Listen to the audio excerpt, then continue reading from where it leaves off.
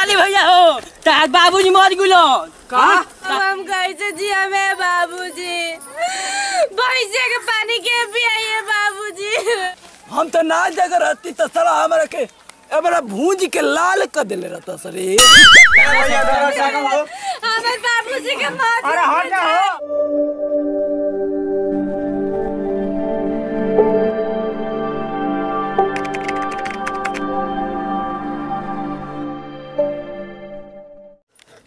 बाबूजी कब से उठावत न उठा तनी माटे बुझाते के तनी घर माल में चला दी का खाई का ना थोड़ा सा ना उहे के बुझाता बाबूजी को बुझाता।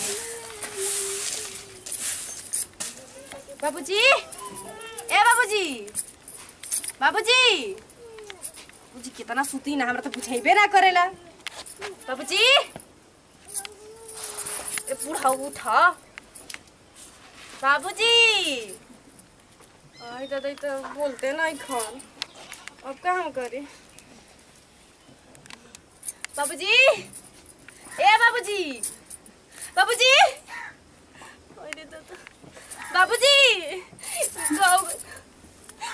बाबूजी अरे दादा वो के पता ना खेते कोई बनी। बाबूजी उठी जी बाबूजी बाबूजी वैसे ना जा सकी ना रो रामनी के छोड़ के अब हम कैसे जिया में बाबूजी भैंसे के पानी के पियाइए बाबूजी। आयो बाबूजी ए जी के बात है कि ना बाबूजी का अरे होनिया ले कोडो ना बड़ा कौन कस के आता कितनी जनी मारा तारा अब भूचाली भैया हो तार बाबूजी मर गुलो का तार बाबूजी मर गुलो का रे चलो जाना क्या का भले ना जिया बाबू आयो बाबू ए बाबू बाबूजी नीचे कॉलर ने बिछावे खई बिछौलो भाई हवा न मार देला बरे इनका के नीचा से बाबूजी हमरा के लेके आए बाबू हो बाबू अरे बाबू से माछी पे ले चलो सर ए जिंदगी ना मेरे बाबूजी के का भाई का हो गेलो बाबू बाबूजी उठी ना ए बाबू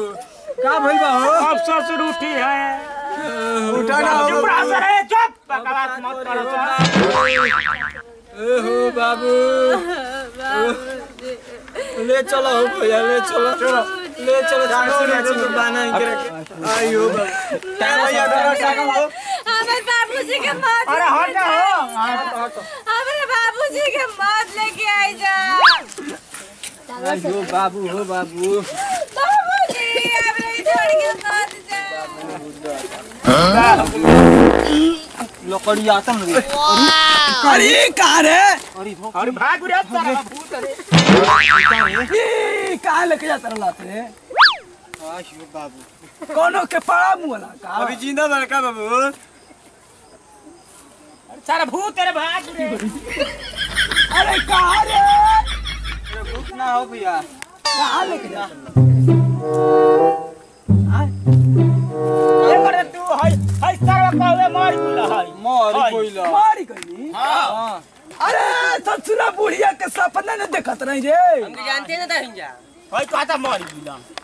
मोर गांव के आदमी जुटल रह नागना में मोर भरल बा बताओ हो दादा कतन भौजी जगाओ तो तू जागत ना रहल बताओ तो हम 5 मिनट में ना जग रहती तो तोहनी के तो जाई के लाल कर देले रहता सा दोई रा रुए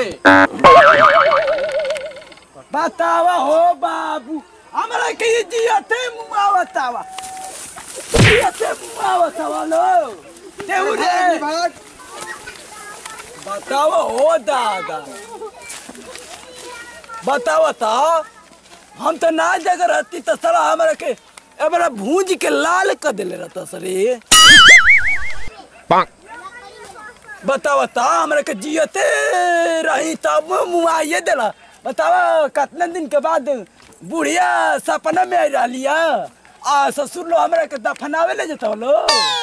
आए बूढ़ी जियते हुए मुआ दिलू ना आई बोला ला हमरो